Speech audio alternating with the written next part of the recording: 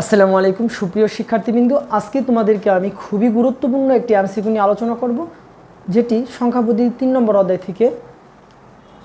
দেখো, উদ্দীপকে আলোকে এই যে একটা কি দেওয়া আছে, কিছু মান দেওয়া আছে, বলছে যে এত এর মান হতে পারে। এই তিনটি কি দেওয়া আছে, রোমান সংখ্যা দেওয়া আছে। এইগুলো মান, এই তিনটির কোনটি সঠিক? এমসিকিউ এসেছে। তোমরা যারা 25 এবং 26 ব্যাচের স্টুডেন্ট, তাদের এই ধরনের এমসিকিউ খুবই গুরুত্বপূর্ণ।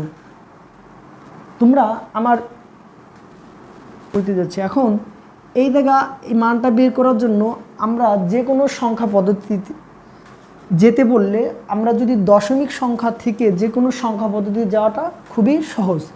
তাহলে আমরা উদ্দীপকে আলোকে যে মানগুলো দেওয়া আছে, এগুলোকে আমরা দশমিক সংখ্যায় রূপান্তর করতে পারবো।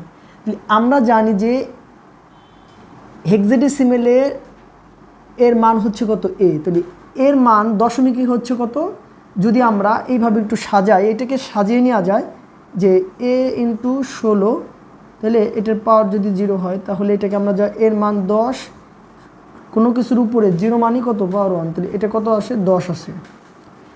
এখন আমরা জানি যে 1 2 এটিকে যদি আমরা দশমিকে বের করতে যাই, তাহলে আমরা এইভাবে বের করতে পারবো যে 1 0 0, এটা কত আসে, 1 × 2 + 0, তাহলে কত আসে, 2 অক্ষে 2, তাহলে এটার মান আসে কত, 0.2। এবং হেক্সাডেসিমাল মানটাকে যদি আমরা দশমিকে নিতে যাই, তাহলে কত হয়, 7।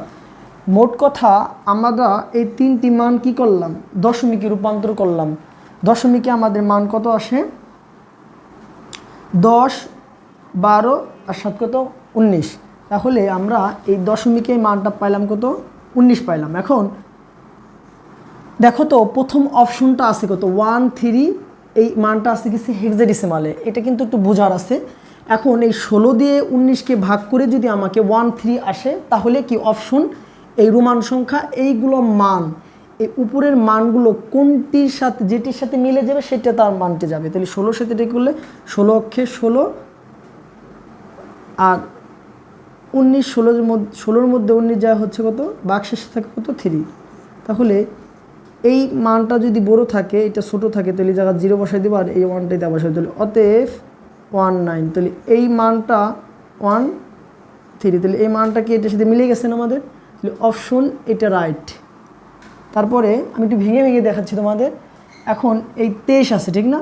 তাহলে এই 19কে যদি অক্টাল মান, যদি এই 23টা যদি আমাদের সাথে মিলে যায়, তাহলে কি এই মানটা যাবে।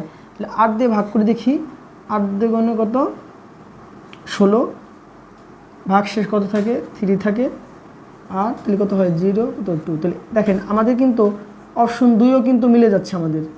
তাহলে আমরা কি পাইলাম, 1 3 হেক্সাডেসিমেলে, 2 3 অক্টালি পাইলাম। এখন এই যে মানটা, এখন এই মানটা দেখেন তো, যা আমরা যদি একটা সূত্র অনুযায়ী সাজাই, 1 2 4 কত, 8 16। এখন এই যে বাইনারি মান, বাইনারি থেকে যদি আমরা দশমিকে যাই, তাহলে এটা কিন্তু আমরা ডিজিট গুণ বেস পাওয়ারও করতে পারতাম। আমরা সহজভাবে এই জায়গা মানটা যদি একটু সাজিয়ে দিই, দেখো তো, যে সংখ্যার নিচে 1 আছে, যে সংখ্যার নিচে 1 আছে, সে সকল সংখ্যাকে একটু গণনা করি। 16 আর 2 কত, 18 আর 1 কত, 19। তাহলে আমাদের কি হয়, এই 19 সংখ্যাটাকে ভেঙে আমাদের কি এইটা পাচ্ছি, এটার মান কত পাচ্ছি, দশমিকে 10। তাহলে বাইনারি মান পাচ্ছি কত, তাহলে এই জায়গা থেকে কি যাচ্ছে, 1 2 3। তাহলে আমাদের নিচের কোনটি সঠিক হতে পারে, এই গহ নম্বরটাই। যদি এই গহ নম্বরটা এটার সাথে না মিলতো, যদি কোনোটা এর মধ্যে না মিলতো, তাহলে সেটা কিন্তু যাইতো না। তাহলে আমাদের এইভাবে যদি কোনো কোশ্চেন আসে, আমরা এইভাবে অ্যান্সার দেবো। আজকের মতো এখানে শেষ করছি।